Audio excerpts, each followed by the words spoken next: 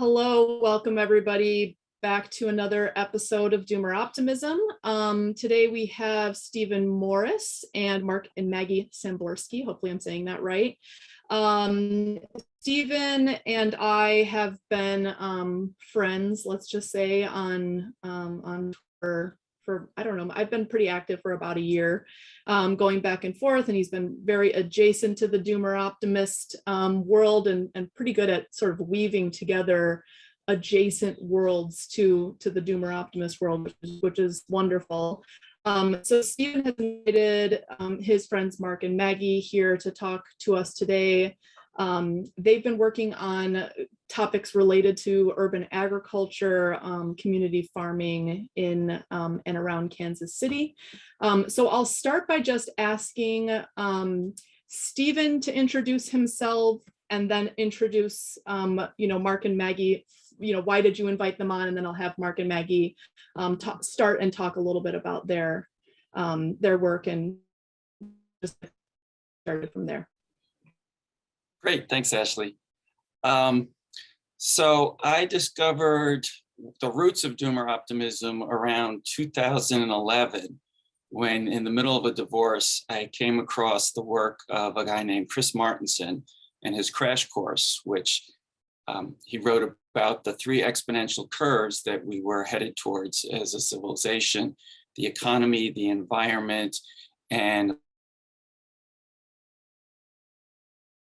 of course, I'm forgetting the third one at the moment. But the point is that things in the world significantly, no matter what we try to tell ourselves about a linear progression. And that just like slapped me across the side of the head in terms of things that I felt inside and looked out in the world and went, stuff doesn't make sense. At the same time, I also discovered the work of the writings of Michael Greer, the Archdruid Report, the world, and then also a podcast by a guy who goes by the name KMO, excuse me, and his podcast is The Sea Realm, and he talked about consciousness, peak oil, and things like that. So all that came together about 10 years ago to have me just really start to look at what are we doing in the world and how can I take my desire to make the world a better place and really apply it. And others are calling that kind of the Doomer adjacent or Game B adjacent. Trying to work on helping people make the bridge from this trajectory that looks like it's really going to screw us over to something more sustainable, more regenerative. The words keep changing. So I'm currently trained as a host with Nora Bateson's People Need People Online, and that's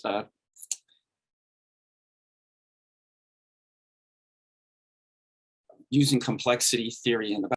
And then I work as an event production audiovisual engineer. I manage Zoom meetings. I'm working as the video editor for the Commons Engine, which is developing a program for teaching people about complementary currencies and other ways to hack culture with new technologies. And Maggie and I know each other through being on Zoom meeting with an organization called Landmark Worldwide, which does personal development work. And when I found out what Maggie was doing, I was like, wow, she's a Doomer Optimist. She doesn't know it yet. And the really cool thing she's doing in Kansas City, I just thought she particularly should talk to you, Ashley, but get out and get another face on the world. She's working on some really interesting things, which she'll share about. Wonderful, thanks so much. So you guys can go ahead, Mark and Maggie. Thank you. Good morning, everyone. First of all, I want to introduce Mark. This is my fiance, Mark Samborski. We are partners in this outrageous game we've created in the world it started out as his dream is take over the world one backyard at a time. And mine is creating a worldwide agricultural revolution. And in the game that we've created for ourselves, it looks a lot of different ways. Mostly it's becoming aware of what's going on in the world. Like really? and then taking action that we see that would make a difference.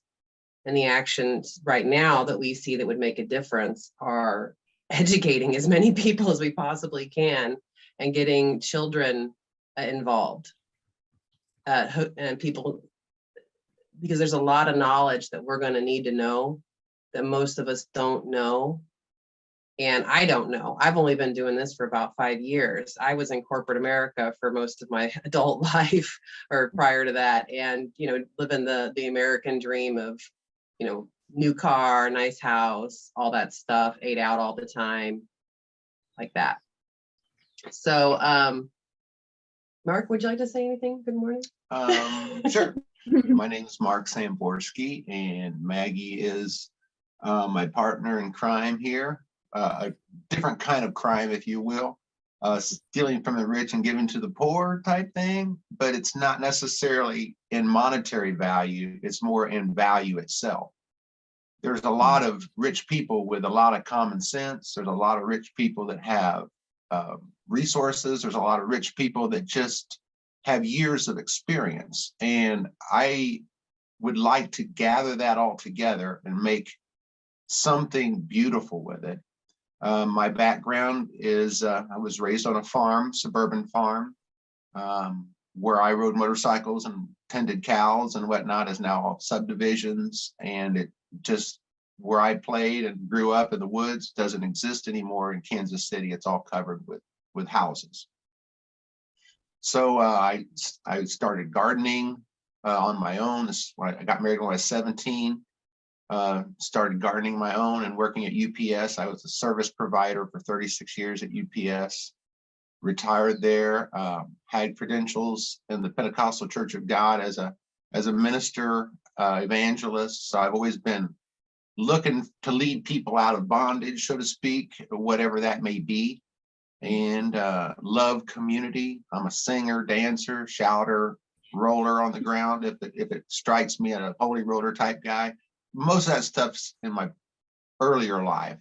I've become much more serious because when I retired, I was still a minister, but no longer a laborer. And so I decided to give myself over to service. And I bought a 2-acre farm that's right on the highway. It was an abandoned nursery center. So it had about 12,000 square feet of greenhouses. And I just made myself available running a springtime plant season, but the rest of the year I wanted to be available to serve people and to help people slipping through the cracks. So we really started working with kids in the autistic realm. We started noticing that there's a huge need in that area. So we made ourselves available to bring in the local school boards, seniors, North Kansas City school system. We worked with Easter Seals Midwest, and we just worked with a lot of people concerning people slipping through the cracks. The whole time I was growing my own food pretty much, and very interested in groups of people, not so much individuals, but trying to gather groups of individuals around a common cause. Even right now, I'm thinking about a common sense party, not Democrat, not Republic, but something right there smack dab in the middle that just has fun. I call it the party most of the time. But it's really a common sense approach to bringing people together, working with them, teaching them the principles that we've discovered in nature that brings things together. Even if one thing eats the other, it's not vicious, it's not driven from a place of hatred. Things in nature work. And so my desire to use our facility, which is now 11 acres, we got 18,000 square feet of greenhouses now, and we're working with grant possibilities and all kinds of organizations about creating the future. And so I think the best thing I can say about us is we believe that putting together educational opportunities for people, mainly children, mainly kids, young people, there's a lot of enthusiasm there, all around the teaching people, again, love of nature and being able to supply their own needs and understand just how difficult it is to survive in an alternate reality that we may be plunging into at any moment. I hope that never happens, but we've been working on the possibility that it would for quite some time now. Okay, so what I'm curious to know more about is like getting into the details of what you do, how you teach, what you teach, to whom, this kind of thing, because I think there are a lot of educational models out there.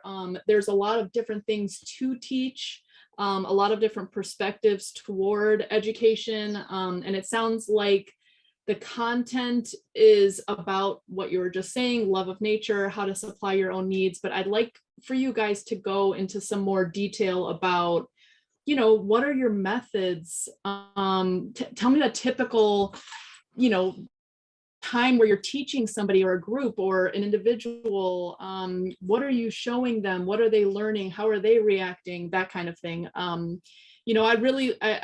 Part of our goal here is to talk about people's specific projects and what they're actually doing so that other people can wrap their heads around, they hear alternative education. Okay, but what does that mean?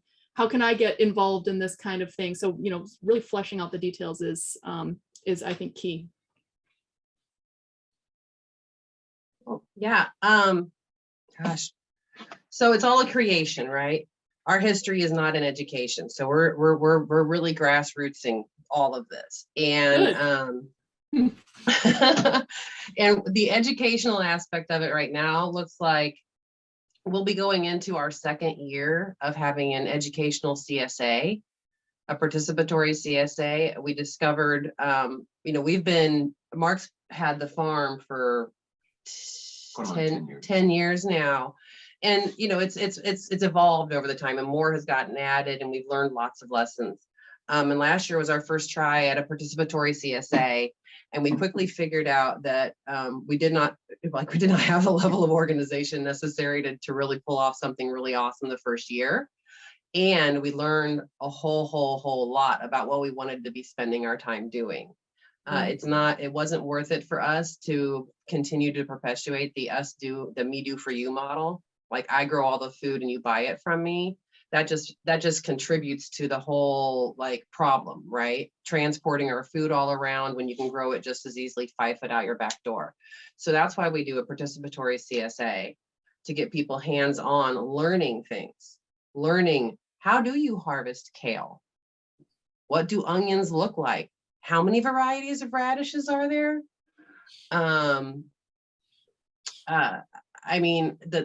What people learn is just all sorts of stuff. There's just so much that's been lost. It's like I can just be, pulling some radishes to give to somebody, and their mind's just being blown, and I got no clue what they're learning over there. But most people are walking around with, they don't look at the grass, right? They don't look at the ground and what's growing in it and can differentiate any of that stuff, let alone food, right? So, but then there's also the people skills. How do you actually deal with people when people be people, right? It's all about communal living, because again, the me do for you model, it doesn't work. Right? It's like this super toxic independence where everybody has to do it all themselves. And it's to the point where we can't handle being with each other anymore. So that's where a lot of our, just the hands-on opportunity to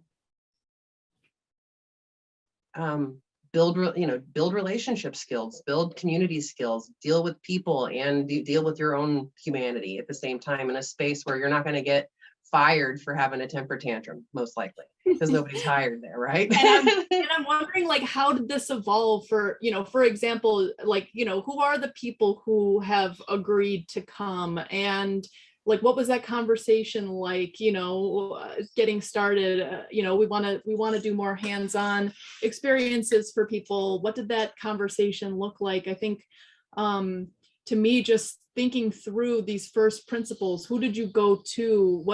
How did they respond? What were they looking for? And then what is it? How is that that experiment evolving? Because I just want to say, for the record, I think the whole point for me is that you don't need credentials to experiment.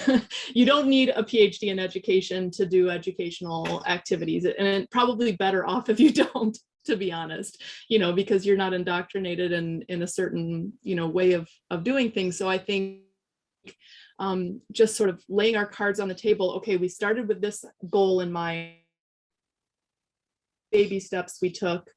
Here's what worked and here's what didn't, that kind of thing, those kind of lessons you've learned so far, and how you started and how it's going now. You want to approach that one? I've been working on it a little bit longer than Maggie as far as what we're up to now. So the baby steps, a lot of the baby steps that we took were in place already when Maggie came on. And she has baby steps of her own because she's like a poster child, in my opinion, for change. Coming out of corporate America, had a nice big yard, was very interested again in getting free, so to speak, of the corporate bondage and possibly capitalistic bondage. There's a lot of bondages floating around out there. I started actually with basically a gut feeling. I operated in a gut feeling for a long time. Y2K, I just thought, man, you know what? I'm going to get a bunch of food together. I'm going to get all my money put here and and I did all that. And nothing came of it. But on the other side, I learned how food preservation needed to work, because all that food that I bought, it would have never lasted me more than a couple of months because of my inexperience in food preservation. And then at first I was fearful as well. And the fact that I thought I had to have some guns and stuff, not a bad thing, but I'm really not a gun guy. And so I had all these guns and really no interest, and they all rusted out and they just fell to pieces. Or somebody stole a bunch of them. It's like, I have guns, somebody stole them, and they might went and robbed banks with them. Who do I don't know. But right. I did know my gut feeling was one of a sense of urgency in the world of sustainability and what that looked like. And so I started, even before I was retired, 36 years, and I just, I knew I had to be in some sort of ministry. At that point in my life, I thought I needed to be teaching people how to gain a type of freedom in their personal life and in their spiritual life. And then I seen that there is a real need for the basic elements of nature. It just seemed to be everywhere around me that nobody knew how to do very much when it came to nature. How to grow food, how to take care of animals that bite you back or run away from you, not like a pet. These are animals that we need for sustainability. And so I made myself available to the people slipping through the cracks. Whoever had the greatest need that walked in my gate, I just made myself available for it. And that's when the autistic community really started just pouring in, mothers and fathers, families of autistic children. And they were exhausted and they were overwhelmed. And I said, wow, I can make myself useful here. And so I asked them, bring your kids in. Or eventually it became working with organizations that brought busloads of kids in, all from just asking one person, how can I serve you? And so I learned from these young people, mainly the autistic people, that they were not so far removed from typical mainstream America. They had their unique challenges in speech and whatever, but as far as their ability to take care of themselves, the student teachers that would come, the caregivers that would come with the autistic young people didn't know how to raise a plant. They didn't know how to plant a seed. They didn't know how to, water or anything. It was just so unique. I mean, it was right in your face. People do not know how to take care of themselves in the world anymore when it comes to basic how-to-dos. Right. So that's where we started. We work a lot with the homeless individuals because in the pandemic, the schools shut down their bus systems of bringing kids into our facility, but the homeless people just started multiplying. And right now we are constantly dealing with at least a homeless person, if not multiple homeless people, just also introducing them to the ingenuity again. it's not just not raising food, but people have lost their ability to use their ingenuity. We actually do work a lot with the Amish, the Mennonite, the German Baptist communities outside the city limit as well. We just had so much in common that I just realized that some of these cultures, ingenuity is not a problem, but in this mainstream American culture, it's buy something to take care of a possible need. Buy more things for more possible needs. And basically they're so hooked to money and not ingenuity that there's really no escape from, in my opinion, there's no escape from them into a world of freedom, of using their own mind, intellect, resources, and what's available all around them to survive and possibly prosper. So fear kind of began this realm, and then a desire to serve introduced me to the needs of people, and now the needs of people are dictating my future in a way that gives me incredible value every morning when I wake up, every night when I go to sleep. More than when I work for making money, now I work for making a difference, and I love it.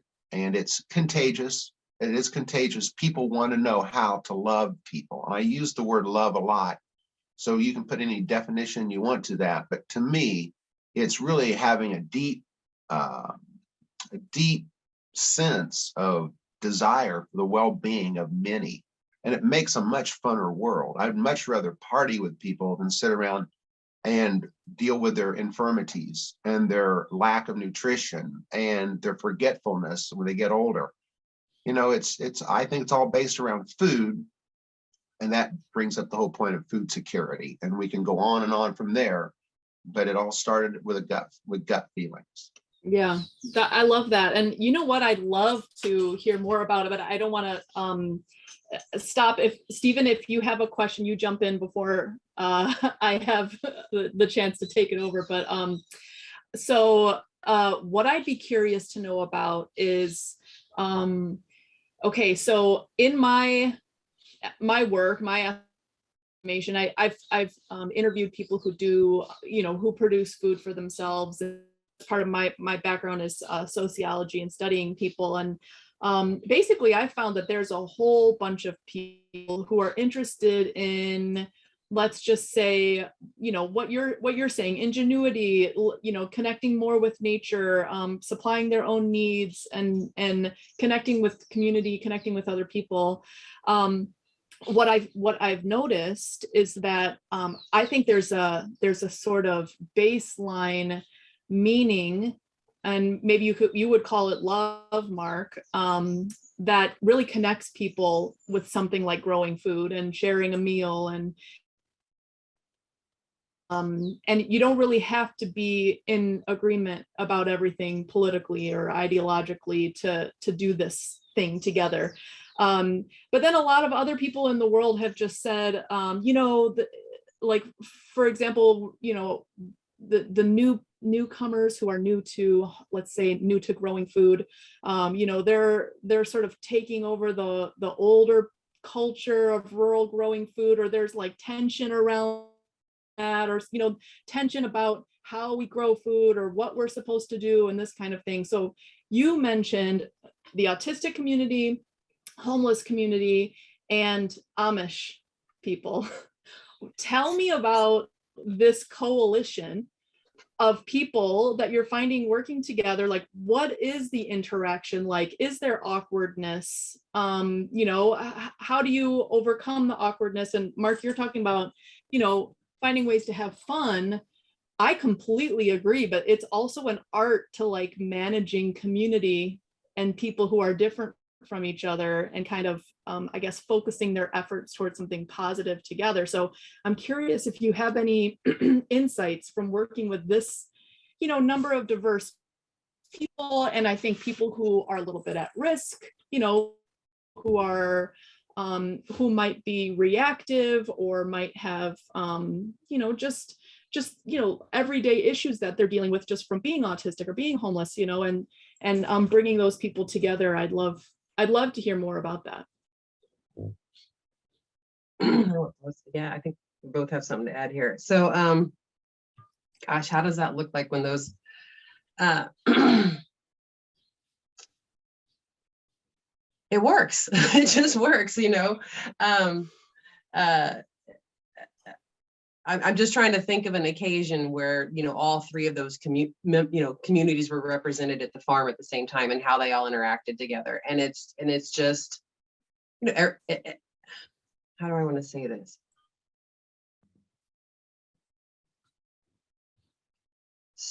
So far, how it's primarily been has been that the different communities aren't necessarily working together as a community. Like where we're at is like a community place, and all these different communities participate there, because that's actually happens everywhere. You wouldn't even know it. You know, on the same block, there's just these totally different realities happening everywhere. Right. And so that's the farm is kind of like that space where all these communities overlap just a little bit, right? They all contribute there. And when there's been occasion when everybody's been there at once, it's been wonderful. It's been absolutely wonderful to have, oh gosh, what was it, Virgil that came for a Saturday? Virgil came for a Saturday down from a German Baptist community in, they're like north of Trenton, Missouri. And just spent the day with us at our farm stand. We do a Saturday farm stand. And so he got to experience like all of it, like all of our customers, all of our, you know, regular community members. And I mean, and it was amazing to watch everybody teach each other stuff, right? People just so want to contribute to each other, and to watch, you know, this elder in this German Baptist community, Virgil, interact with, you know, was Zach there that day? I think Zach came by that day and interact. He's you know, 13 years old, and just really searching for community, and just to watch them just like mesh. I don't know how else to say it, but just like work their way through it, the awkwardness. And it was so great to not have to step in and manage it or anything, and just be like, yeah, this is what happens here. Sometimes people show up in dresses and bonnets, and sometimes people show up, you know, without shoes or a shirt, you know, because that's all they've got is pants. And sometimes people show up and they don't know words, they just scream. And you just deal with it all. And you're just like, all right, cool, well, this is happening. Great. So it's an allowing more than a managing. And that's what has the magic happen. Yeah. And what's your perspective on all that? Well, actually, I like to deal in concepts, and intrigue is something I like to manage. When I see the first like eye contact with, say, the Amish person looking at someone covered with tattoos and piercings and whatnot, I just kind of manage that intrigue and try to begin a conversation between these two individuals based upon something that's right in front of the both of them at the time. Like, oh, look at that radish right there. What kind of radish is that? You know, and the person with the literally, it's so funny. The person with the tattoos could say, you know, it can be used for an incredible dye. When I was in prison, we collected those and we made dye, and look at this right here. You know, it's like, this is made from radish dye or something. And I was like, wow, yeah. I never thought about that. But the world of intrigue, I mean, the Amish guy's going to go, oh, really? Does it do anything for my beard? You know, and it's just like, I think there is an atmosphere as well. There is an atmosphere that has been developed of, I really believe that began with the autistic community itself, because I noticed when you brought a busload of kids with unique challenges, and you had 5 or 6 of them doing whatever they could do, like some were in wheelchairs, some couldn't speak, some whatever. There was all these differences all in front of you, and it was my job to manage this opportunity. And then I started observing and noticing that the kid that was in the wheelchair, he could basically move a little camera thing. But the kid that couldn't talk or didn't have no social skills loved to push his wheelchair. And so, you know, there was this kid that wasn't doing anything, but he was being the feet and hands, so to speak, or the motivation, mobileness for this kid in the wheelchair. And then I started, in my intrigue itself started springing up, and I started saying, well, how could you work with this person, and how could this person work together? Or better yet, how could this whole slot of existence, this group of people that have these challenges, work together and build their own society? At that time, I was living in a tiny house on the farm, and you know, I'd give them, we'd walk around, play kickball, plant seeds and everything. But the tiny house was something that made it work for each other. They all wanted a tiny house. They wanted their own independence. But then when we started talking, they realized often through the way they could communicate it, that they couldn't do it by themselves. So I said, wow, what if we had 4 tiny houses? Or actually, I let them build it. It was a rainy day. There was nothing else to do.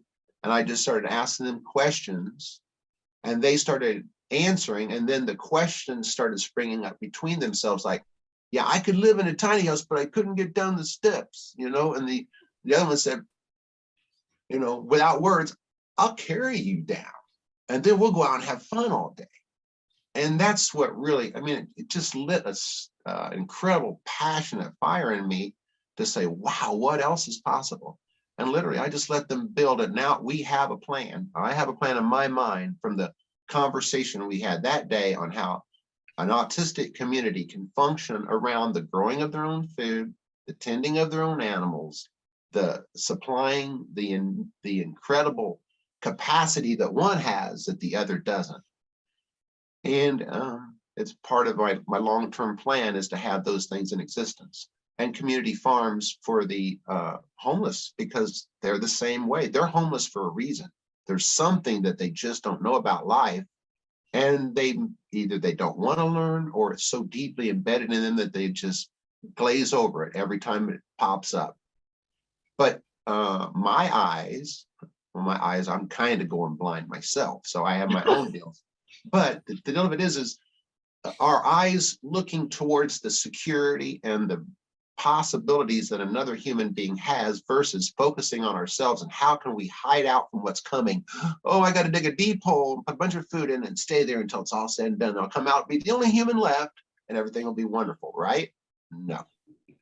It's just starting those conversations and incredibly encouraging.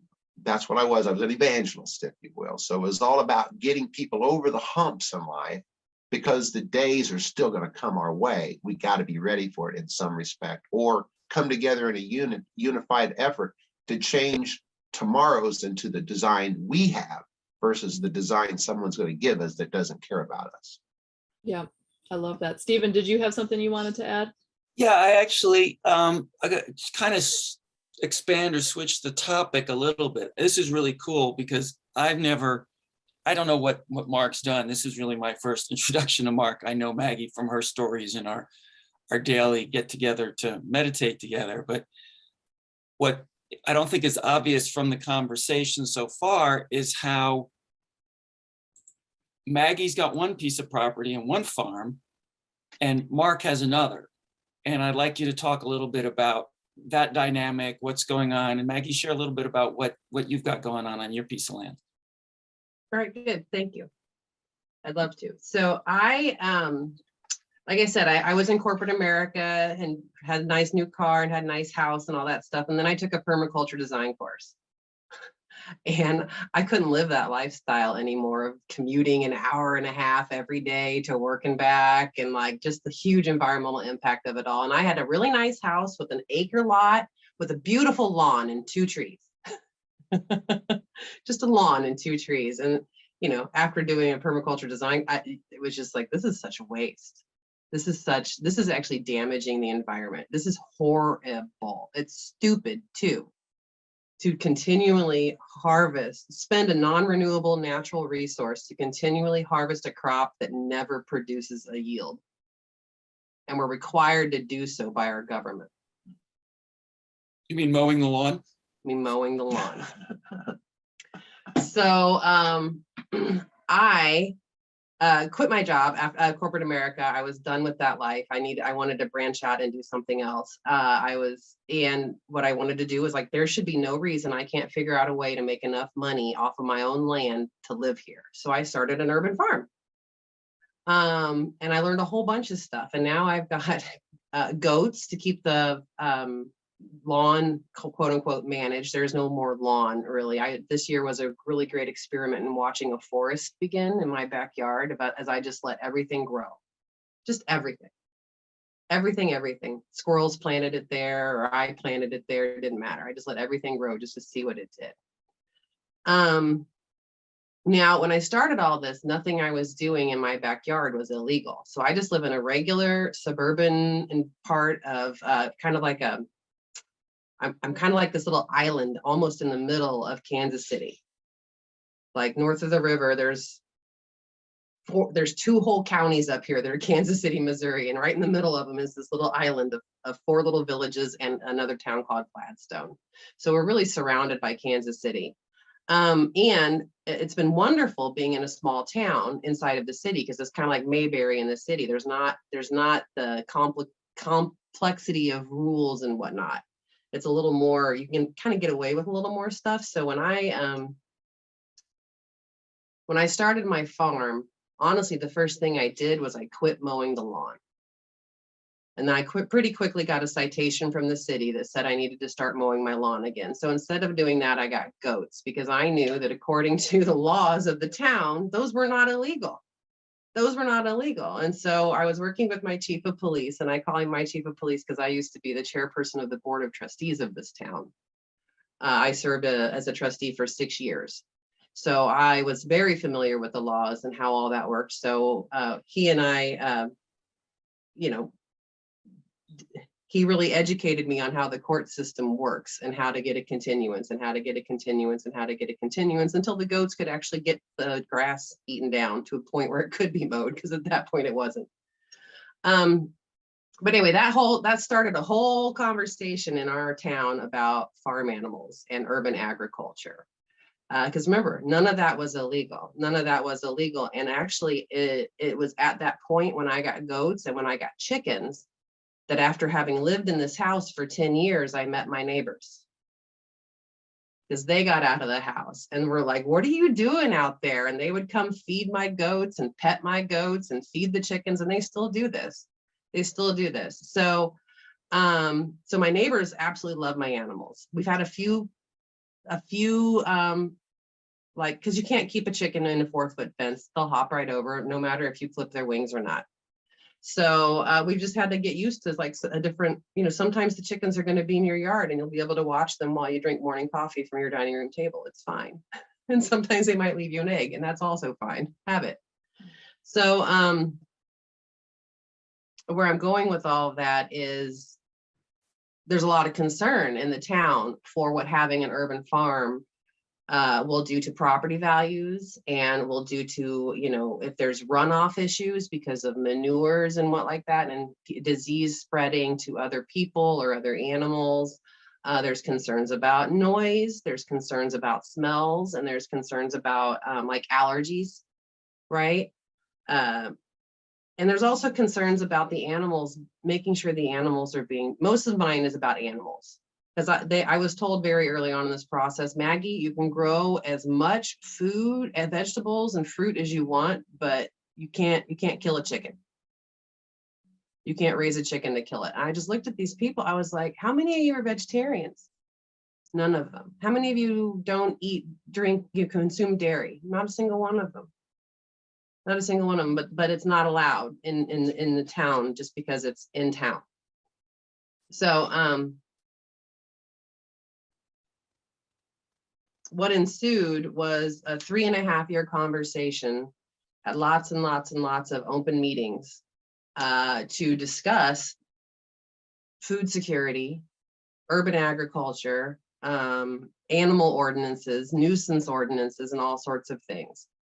And where it's at currently is that the city I live in has just passed a law, a new version of the 1983 animal ordinance that actually makes it illegal to own anything other than a cat or a dog inside of the city limits. period, for anyone. And this is the outcome I did not want, obviously. And I truly believe that the universe is going to do more to drive home my point about how we need our laws to be out of our way of being able to sustain ourselves. I truly believe the universe is going to do more of proving that point than I could do with my words or my actions. So the actions I've taken so far is they just changed this law a couple months ago, and I had a certain amount of time to come into non-conforming compliance, which would have still meant that I had to really not have most of my animals. I could keep 9 hens, period, total. And I wrote them an email, like actually last week, wasn't it, Stephen? I think it was last week, just to let them know, you know, it would make no, by even applying for this non-conforming use permit, I would essentially be surrendering my ability to grow my own food. And I won't do that. So I haven't heard anything back from the town yet, but I'm pretty sure the next thing will be a piece of paper in my mailbox with a, you know, some sort of lovely invitation to come to court. And I'm okay with that. Yeah. You know, a couple of things. Oh, sorry, you go ahead. No, so in the meantime, the city of Kansas City, Missouri is actually in the middle of putting out a new strategic plan, creating a new strategic plan and a new climate protection resiliency plan. And I've been really active in those conversations about changing law at the 4 county municipality, the 4 county level, because we have Clay counties, Jackson counties, Wyandotte County, and Johnson County, all is Kansas City, Missouri. So we are actually having conversations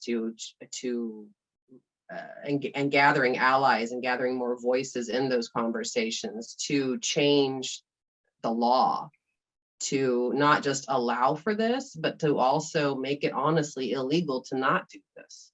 Are you spraying stuff on your lawn? You've got a fine. Right. Oh, good. You're growing all these wildflowers and natives. Great. You get like points off of your water bill. Like those are the kinds of solutions that we're really like thinking of right now. How do we write a law in such a way that makes a homeowners association unable to actually enforce some of its rules that would cause more damage to the environment and more stormwater runoff and more depletion of the aquifer and like all that stuff. Right.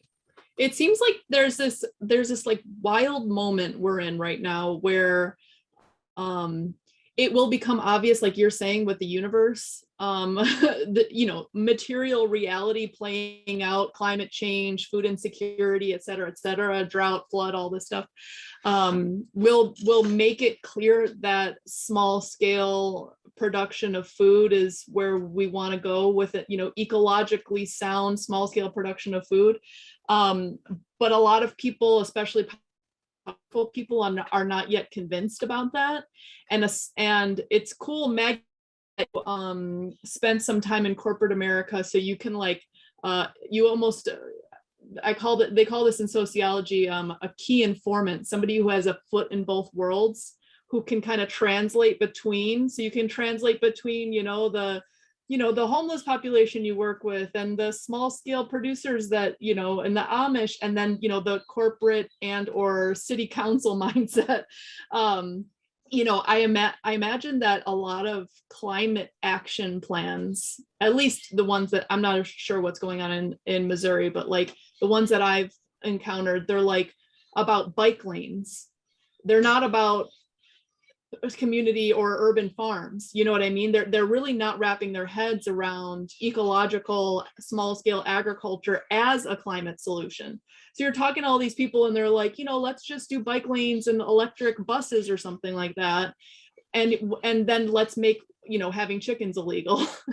And it's just, you know, this wild world to navigate to try to get people to wrap their heads around these things. I think there's also a class element too, like, oh, chickens, that's like, you know, the past, that's, that's what poor people do, or it's what people did in the past. It's not something we want to do as like the upstanding citizens of this, county government. I also think it's really interesting that you guys are both working on the bottom up scale, literally just with communities and people who are interested in learning, but also getting into that governance level scale.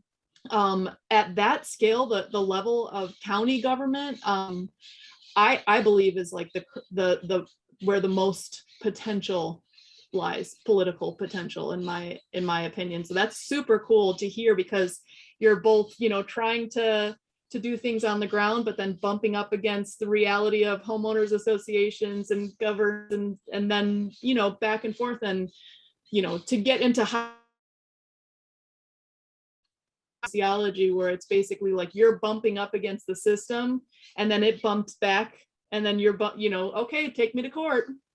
Yeah, take me to court. We'll see in court. And then it becomes a political case in court, where you're saying, we really need to be able to do this, and you can make a strong case for it. I don't really have a question. It's just a follow-up comment on that. It just sounds really cool. I don't know if you guys have any follow-up comment to that.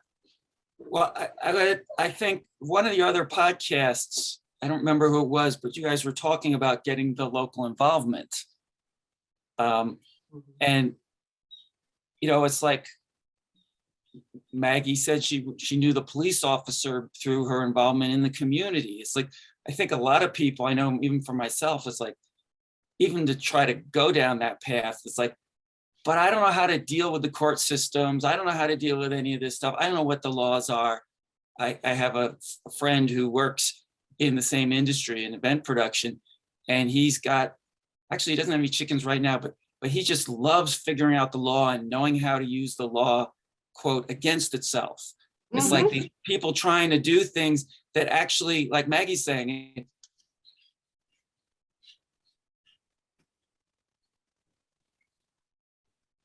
Come back, Stephen. Yeah, we lost you. What they're doing is illegal. If you don't know that, they can get away with it.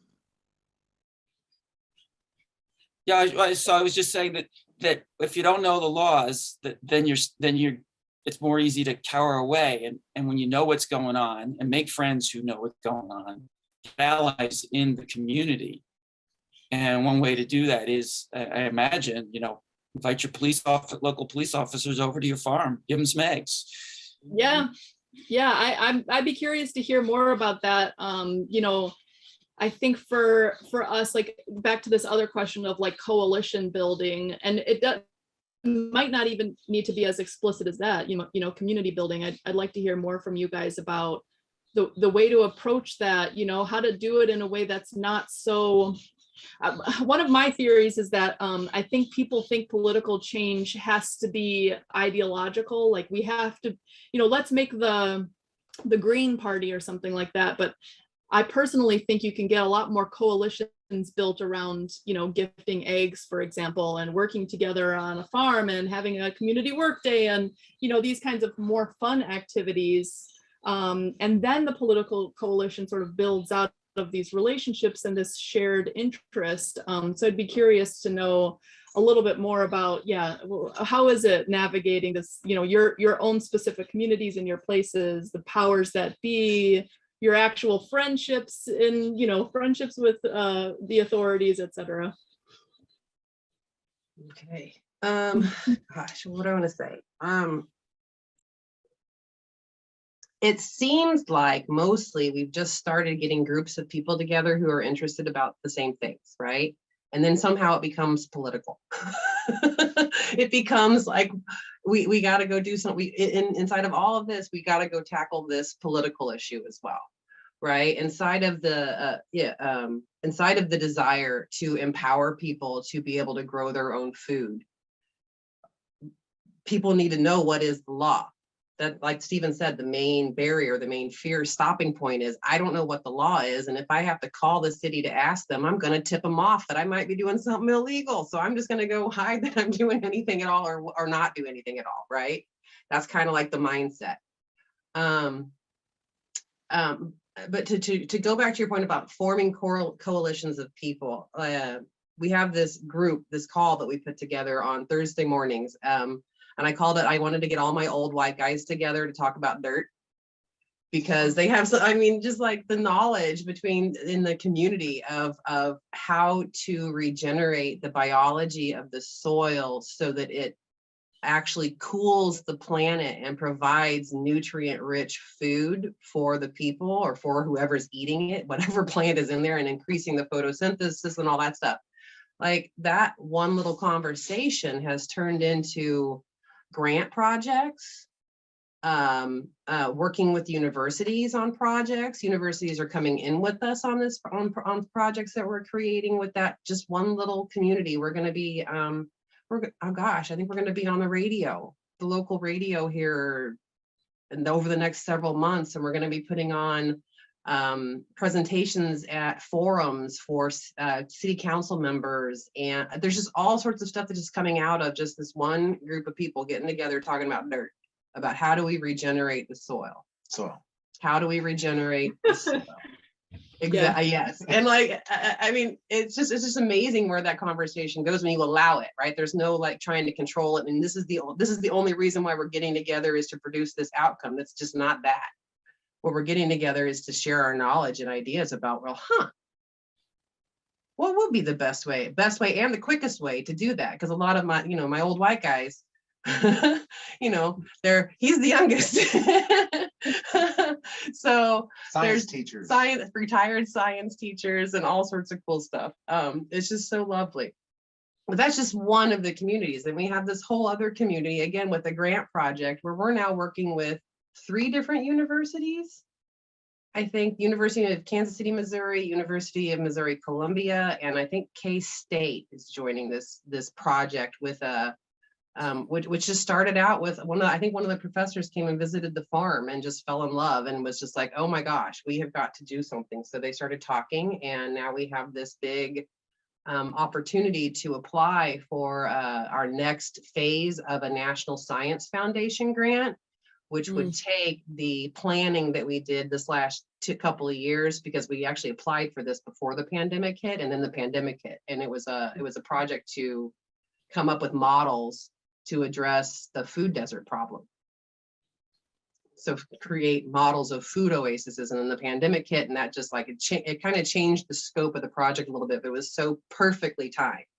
So again, that conversation, as it's gone on, and we've run into like, well, this is what we think the solution is. This is a solution we want to propose that we want to get the next grant to go do. And what's in the way of it? Laws. Policies and codes. Policies and codes and laws. So it's like that's turned, so a lot of those people are contributing into the political conversations now, because these are all open forum conversations that the city is putting on at this point. They're all workshops. They're mostly on Zoom. It just removes the barrier of participation for a lot of people. So those are some big community things, but there's other community things that are happening too, like the on the ground at the farm, teaching people. Yep. And it sounds a lot like this is something I've seen over and over again, and it sounds like you guys are doing it in practice. Just basically allowing for open-ended conversations, people with similar interests, but we don't really have an agenda as to what the point of the conversation is, but simply to brainstorm together. We all have this interest. Who do you know? Who do I know? Oh, well, I know this professor at a university. Oh, well, they're connected to these policymakers, and you just start to see that there's actually so many more resources out there than you thought. And there's so many better ideas out there than you thought, and the ideas become even better in conversation, in open-ended conversation, where people are like, maybe they wouldn't have had that thought sitting at home, but since you provided a space to think out loud, people, come up with new ideas, but inspired by the setting. So I think that's super cool. I have to run a little bit after the bottom of the hour, so I have one final question, and then we can just do the wrap up of the main takeaway point. But my final question is, okay, we talk to our audience tends to be people who are interested in, or, struggling with the state of the world, interested in finding something positive to work toward. But in a lot of cases, people are just sort of stuck by the doomerism, stuck by it's like, oh my gosh, everything is so hard and bad. And like, I don't even know where I could put my efforts that would be useful. So what advice would you give to somebody listening as to first steps? Where do they get started? What is the first step? Or what are multiple options for first steps? Well, I'm a fungi. I love the soil. The soil is basically what we're all made out of. And it's a science thing, and yet it's all around us. It's right under our nose. The answer is right under our nose, and that is in the soil. There is quorum in the soil, and we're discovering all these things. And this last grant that we just applied for has the possibility of getting microscopes so that we can start showing people the invisible things that are way, way, way more better at doing things than we are. And trying to in my opinion, trying to instill some of those principles into the kids. I'm really mainly focusing my effort on the future, even beyond my life expectancy. It's mainly, I love kids. You get a puppy around an old dog and the old dog plays again and he lives longer. And so I like the kids around, literally it takes away part of my life when the pandemic came and they shut down the kid thing, because that was just like bad. To me, it was just bad. But I believe the doors are going to open up for that opportunity again, and plugging the kids into that intrigue, into that inquiry, into that fun that's all around them, in my opinion, will take care of the problem way past anything I can do. The soil will be fine without us. I'm sure. I tell this to people. The soil lives by digesting organic matter and making it more readily available for the upcoming life. Well, guess what? I'm sure nature right now would just love to eat us up and just say, we don't need humans anymore. We'll feed everything else and everything else will be fine. So there is a sense of urgency, but it's also a sense of responsibility that if we consider ourselves anything other than stewards of what's going on outside and in the soil, we're really thinking of ourselves as something that is not really true. The planet would be much better without us. Why do we just walk around thinking that we're so awesome when really the soil will eventually dissolve us? We know that. Why not introduce the possibility of even that being a valuable investment in the state of humanity? Give up yourself now for something that is so incredible, that even takes place, it even takes you and makes you distributes you again once you're gone into what's taking place on this planet. Right. It's a get past the fears thing. It's get past the dooms thing. It's get past the you can't do it things. By turning it into fun and excitement and redeveloping that childlike mind that we all had at one time, that got us to a point and can get us, I think, resolve over the fear. I was a doomsdayist, so to speak, and I am no longer that. I am like an entrepreneur in the world of investing me into something that's going to be way more powerful than I could ever do in my own strength right now. That's beautiful. Maggie, did you have any thoughts on first steps advice? First steps advice is stop mowing your lawn. Stop mowing your lawn. Go outside and make friends with your neighbors. And then go play in the dirt. Soil. That's perfect. I love that. Yeah. Okay. So Stephen, did you want to tee them up for the final prompt, or do you want me to do that? Oh, I'm not sure what I would tee them up with. I wanted to say that what I'm left with in hearing them share, and I've heard through the podcast, the other episodes, it's like, I know I'm one who doesn't have my hands in the soil. It's like, I've been so sold on the grand vision and the, like, have a plan. And it's really as simple as go buy eggs from the farm stand next door or down the block. You know, even if it's just shop locally at the local market rather than the Whole Foods. Whatever it is, they can start and then talk to people.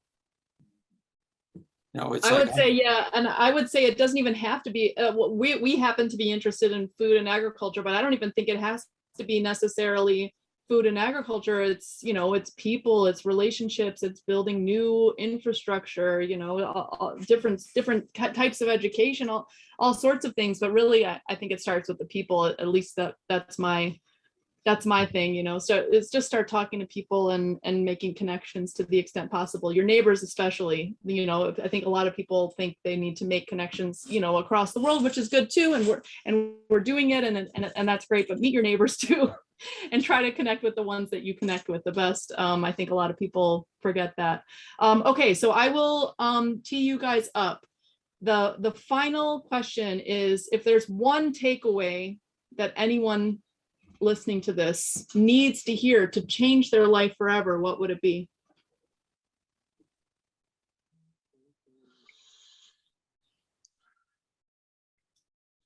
Go ahead, Meg.